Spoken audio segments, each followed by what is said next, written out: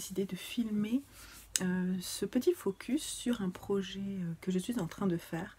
Parce que je l'avais fait l'année dernière et j'ai beaucoup aimé ça. Après, c'est vrai que faut que j'y pense, quoi. C'est ça, c'est pas forcément évident.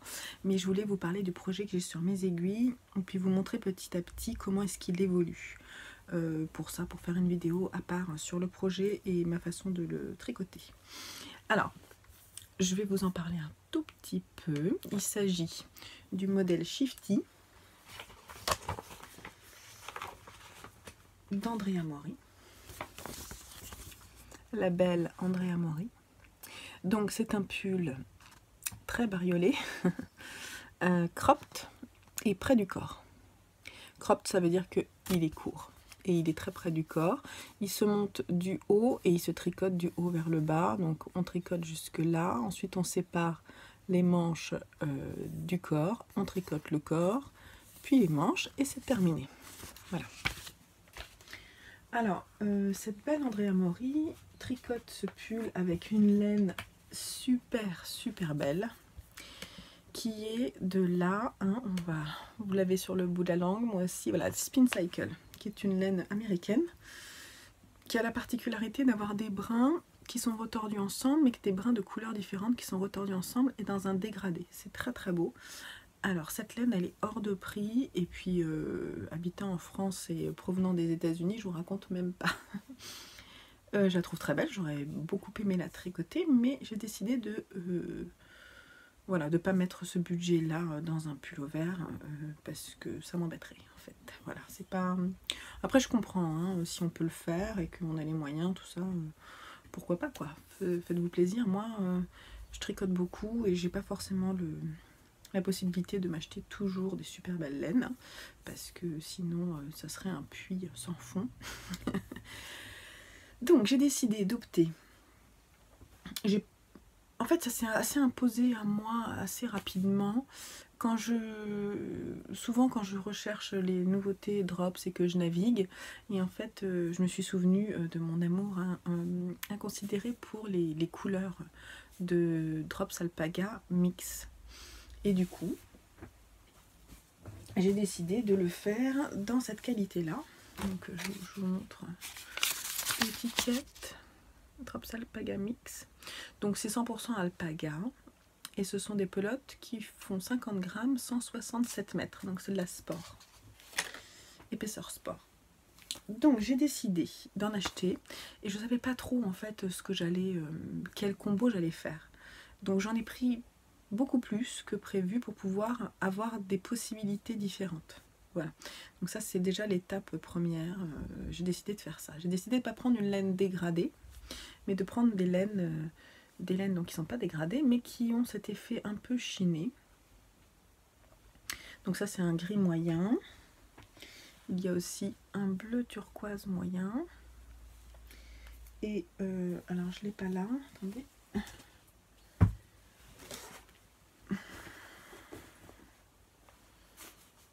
C'est celle-là? Ouais. Il y a aussi ce qu'ils appellent le violet, qui est très beau, que j'ai déjà tricoté pour d'ailleurs le bonnet shift long que j'ai fait. Donc voici mes trois couleurs qui remplaceront en fait la couleur principale. Je vais vous expliquer après. Mes trois couleurs de base. Il y en a une qui est une couleur de base mais qui est aussi une couleur contrastante. C'est ce que j'ai décidé au fur et à mesure. Ensuite, en couleur contrastante, j'ai un stock d'alpaga, donc je le dis dans plein de couleurs différentes. Donc j'ai décidé d'employer des tons foncés. J'ai aussi un bleu marine, je sais pas s'il est là.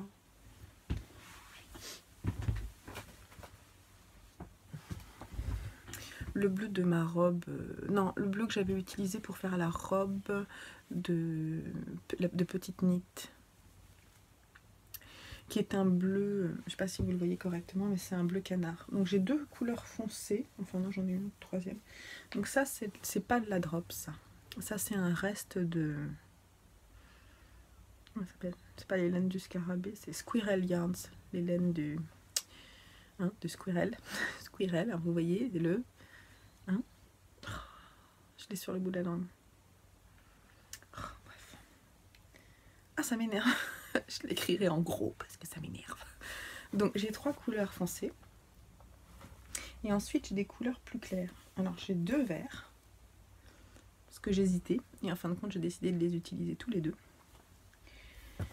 J'ai des couleurs. J'ai un rose. Alors il m'en reste pas beaucoup. Ça c'est de la...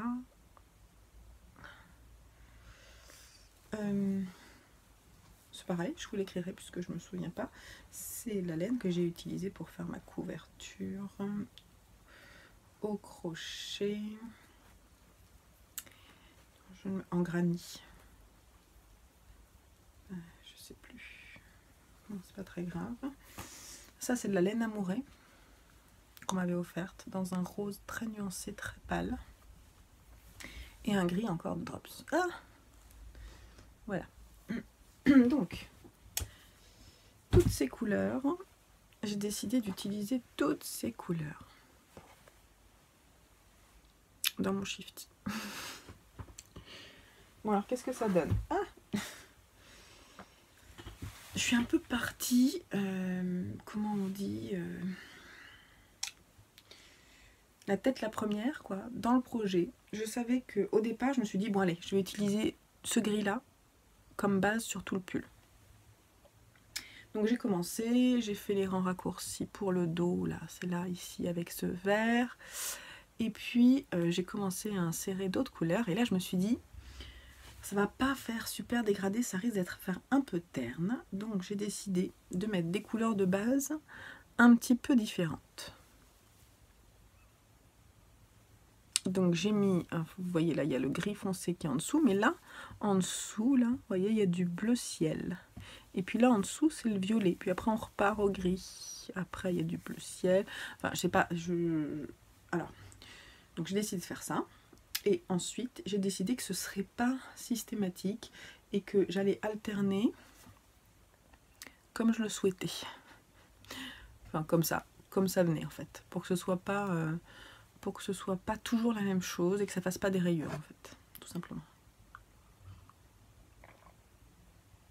Donc voilà, mon choix de couleur est comme ça. Alors pour le moment, est-ce que je suis contente? Oui. Est-ce que je vais le porter? Je ne sais pas encore. Hein.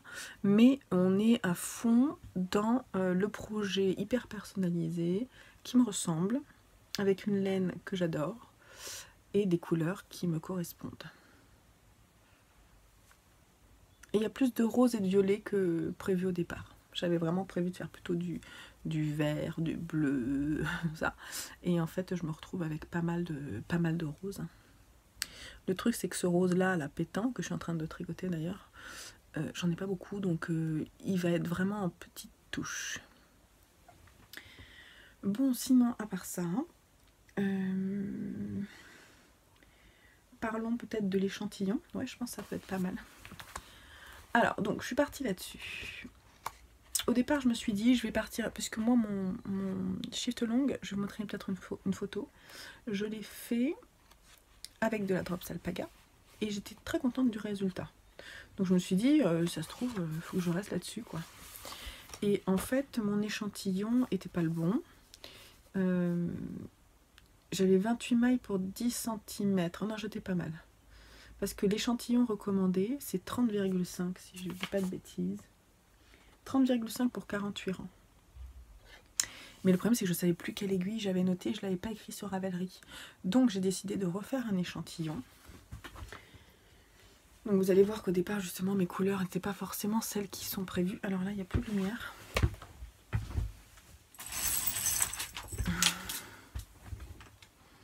Mon échantillon était comme ceci. Donc je trouve d'ailleurs, justement, ça m'a permis de changer d'idée. C'est-à-dire que je trouvais ça un peu terne. Trop terne pour moi, en fait. Du coup, j'ai décidé de mettre des couleurs qui pétaient un peu plus, plutôt que celles prévues. Voilà.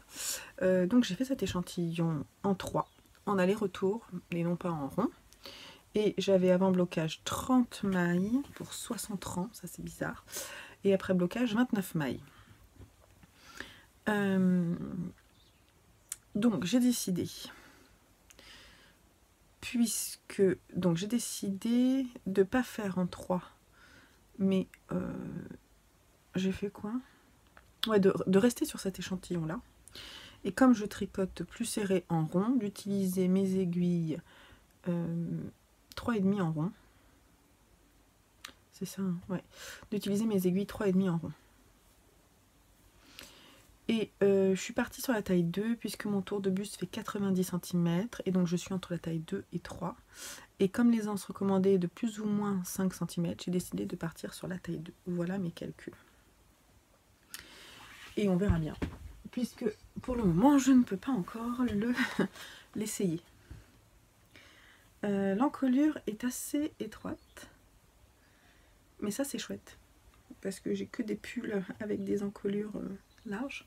Et en fait, je suis contente d'avoir aussi des encolures un peu plus serrées sur mes pulls. J'aime beaucoup le rendu de son pullover. Ce ne sera pas le même rendu que le mien, hein, on est d'accord. On part sur un projet complètement différent. Surtout que c'est poilu et tout, donc c'est un peu particulier. Mais voilà, c'est super chouette à tricoter, je m'éclate. Ça fait un petit peu mal aux mains, les rangs de mailles glissées. Alors il faut savoir qu'on n'a plus là où j'en suis. Donc j'en suis en fait. J'ai fait toutes les augmentations du yoke, je crois. Attendez, je vous dis ça. J'ai fait toutes les augmentations du yoke. Ouais. Et il faut encore que je fasse 12, 24, 34 ans. 34 ans avant de séparer le corps des manches. J'espère juste, parce que comme j'ai pas le bon échantillon en hauteur, mais en même temps mon calcul là, j'ai l'impression que c'est pas juste quoi. Donc je vais le voir au feeling. J'essaierai peut-être de l'essayer. Je le repasserai sur des aiguilles plus grandes pour l'essayer. Et à ce moment-là d'ailleurs, à la fin de ces 34 ans, je reviendrai pour filmer, pour vous montrer. Donc voilà. Et bien je vais continuer de le tricoter un petit peu et je vous laisse là pour le shifty pour le moment. A plus tard.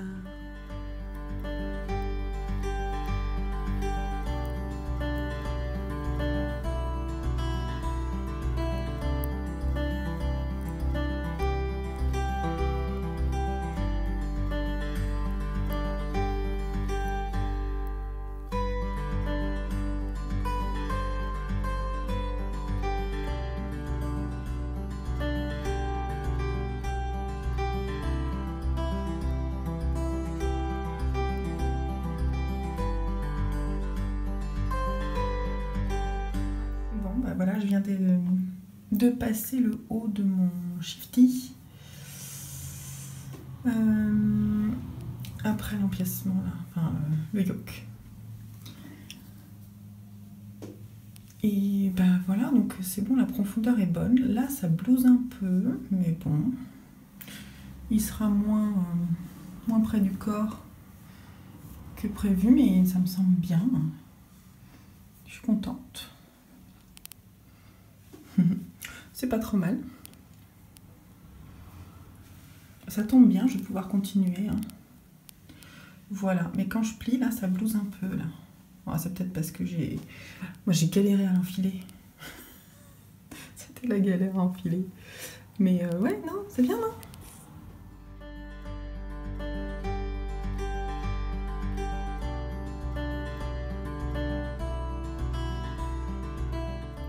Après une grosse pause pour ce pullover, je l'ai mis en pause parce que j'ai eu une tendinite en début d'année, assez grosse tendinite sur le bras gauche, certainement liée d'ailleurs à ce projet. Je reprends là début mars les manches et comme vous le voyez avec mes aiguilles 23 cm. J'avais commencé à le tricoter comme ça, donc je termine cette manche comme ça, mais c'est pas forcément une bonne idée quand on a mal au bras.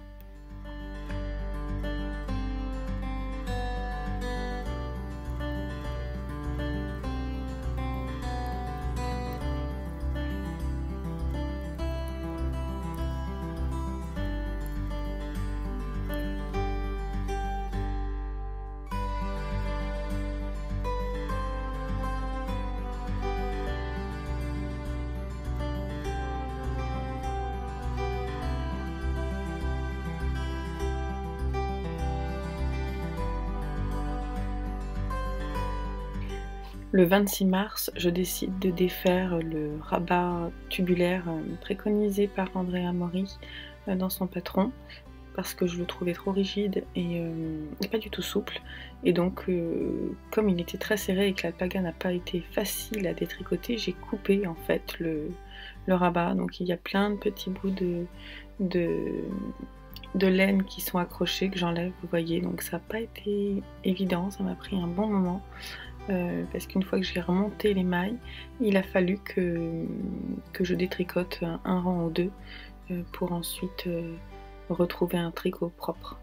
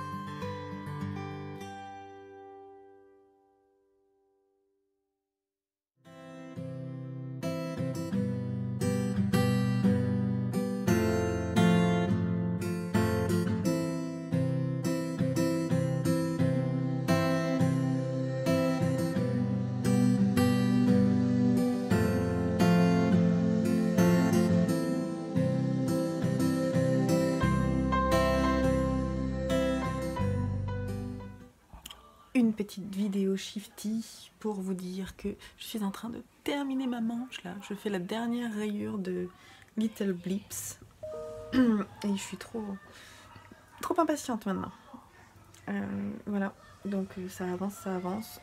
J'ai les côtes ensuite à faire. Donc en fait, j'en suis à la dernière rayure là. Je fais les côtes, je rabats et c'est terminé.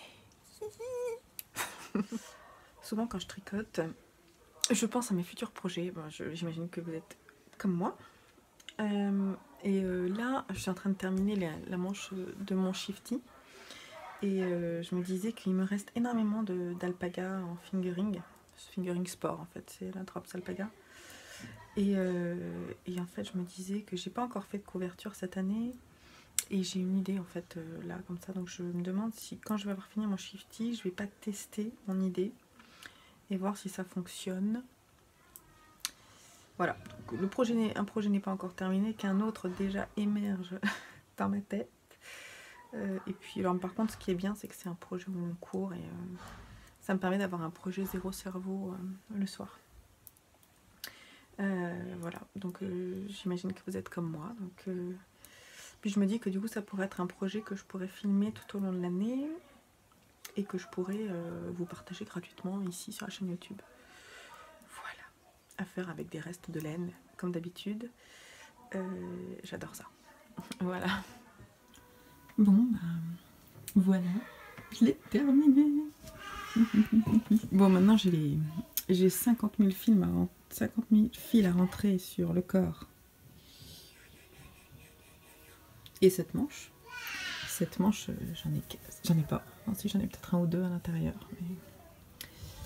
voilà, donc mon shifty est terminé. Je suis trop contente. Je vais pouvoir le porter. Et puis bah, je vais vous le filmer. Porter quand je l'aurai bloqué et que les fils seront rentrés. Et puis ça terminera cette vidéo focus et ce projet qui a bien rythmé ce début d'année de façon un petit peu particulière, mais voilà, c'était son histoire à lui.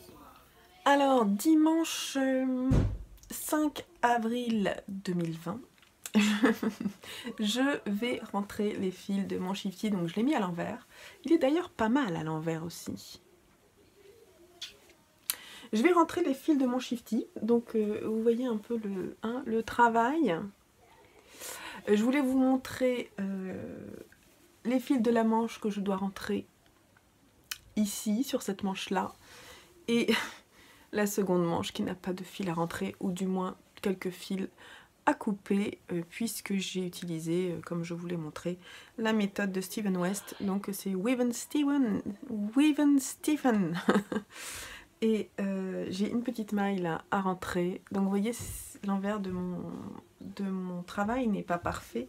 J'ai des petits trous sous les manches là qu'il va falloir que je referme. Et notamment un ici là qui est assez gros. Je vais utiliser un des fils de la manche. Et puis voilà, donc j'en ai pour un certain moment. Je pense que je vais pas le bloquer. Parce que il me semble très bien comme ça. Je vais vous l'essayer après. Fini. C'est parti.